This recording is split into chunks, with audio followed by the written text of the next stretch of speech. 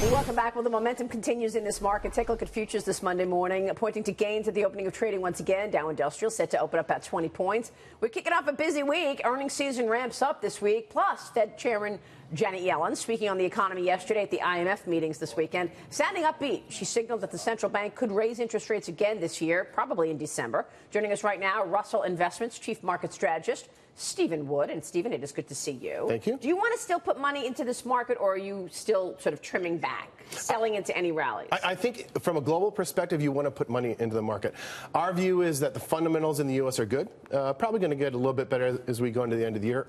Earnings are fantastic, probably going to fall back to good. So the fundamentals look okay. The valuations of the U.S. equity market lead us to think that a global rebalancing is in order. So for a U.S. dollar, American investor, they've done very, very well. On these fundamentals, they're working harder and harder to justify these valuations.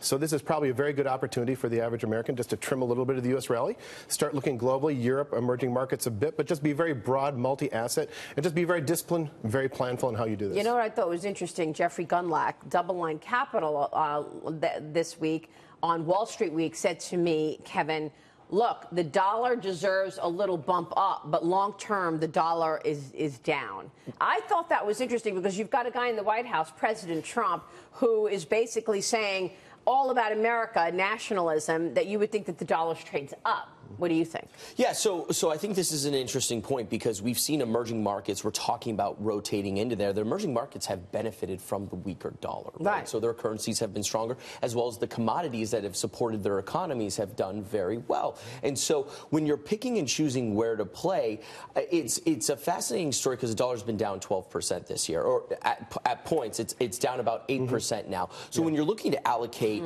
across the globe, even looking internally into the U.S., a stronger dollar, if it bounces up, you want to go to Russell 2000 companies. Is that right? what you're doing, Stephen? Well, I think within the U.S., I think the issue is probably not so much sectors. I think it's the broad valuation concerns that we have. And as you know, Marie, we've been saying for some time now that you want to look more global. EM is a part of that. Europe has been one of our favorite destinations. The dollar has been trending weaker. I don't know there's tremendous upside. There could be some pairwise like dollar-euro. Could be some more tactical considerations, but I think ultimately for a long-term disciplined investor, valuations matter. Short-term, you can get some of these cross-currents, so we look at that broader effect. I think the dollar right now is probably going to, chop in this range. Yeah. I think if the euro, if that pierces 120, 121, 122, I think Mario Draghi is going to get very, very busy, and he's going to reassess his stance.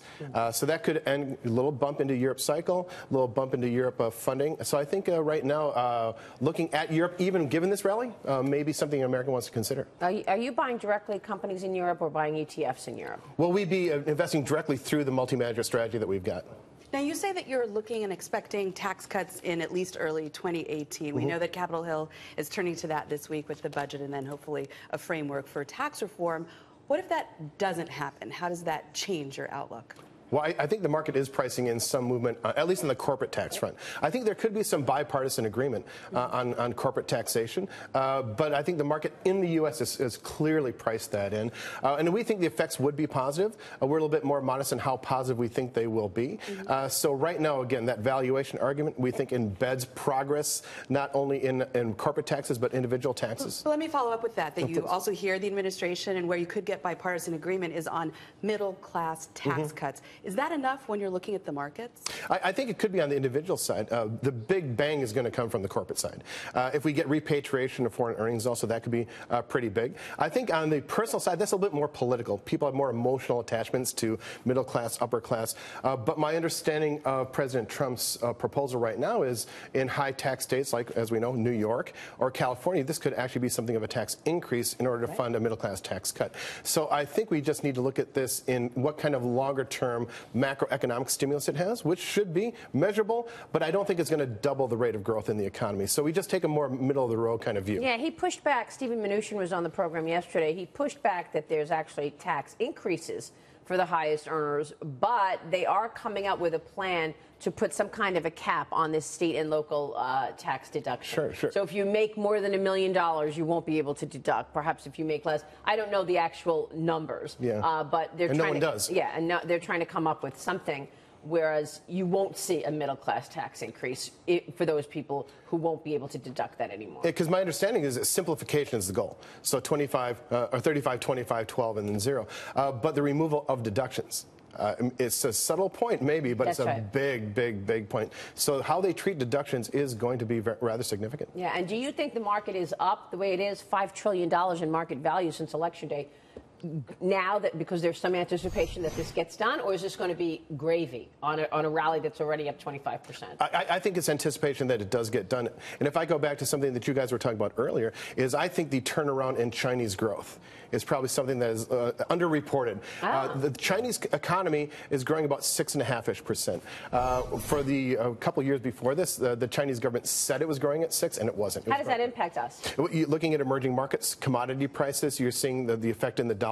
So I think the expansion and the broadening of global growth, allowing Europe to participate, emerging markets, Asia. So again, you're getting this improvement in the global economy, and in those markets, by and large, their valuations are attractive relative to the U.S. So that's why we're doing. And their technology sector has outperformed our technology sector here so far this year. So everyone's talked about how tech is up, doing so well. We're talking about Apple, Facebook.